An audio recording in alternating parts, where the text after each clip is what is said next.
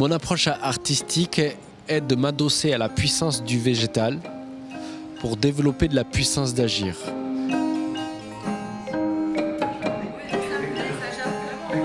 Le point de départ que notre groupe avait était centré autour de la question de l'enregistrement des émissions de CO2, des questions écologiques et la question de l'absorption de ce CO2 par les plantes. Donc on a un triptyque, on le voit par rapport à l'écosystème qu'on a posé, l'enregistrement sonore de nos discussions, l'enregistrement de la mesure de nos discussions, de la mesure de CO2 de nos discussions, et les semis de maïs.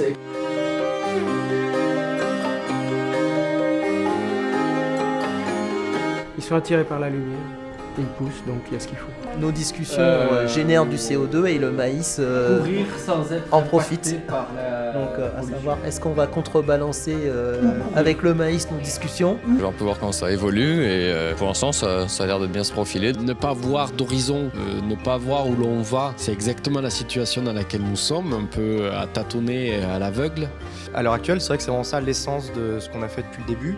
Ça a été de ne pas se focaliser sur l'objet à créer, typiquement, mais vraiment de se focaliser sur ce que chacun peut apporter par le fait de s'exposer, d'exposer ses idées, ses doutes, ses recherches. Et vraiment cet échange-là, je pense que c'est ce qui caractérise le travail qu'on fait depuis le début et c'est celui qui est très difficile évidemment à mettre en forme.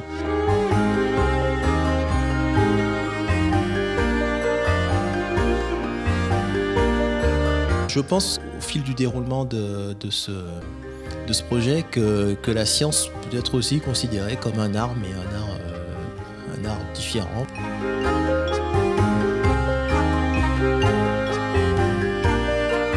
Il y a un plancher, il y a vous, bon, ça réfléchit un peu le son. Mais l'idée c'est que quand je tape dans mes mains, je crée des ondes acoustiques qui se propagent.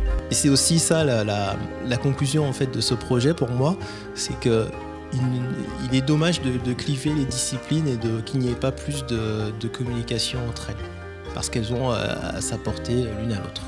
C'est important, du coup, par rapport à ce dont on a parlé, de réfléchir vraiment à cette histoire de comment déclencher une prise de conscience grâce à un développement, à un déroulé de la pensée.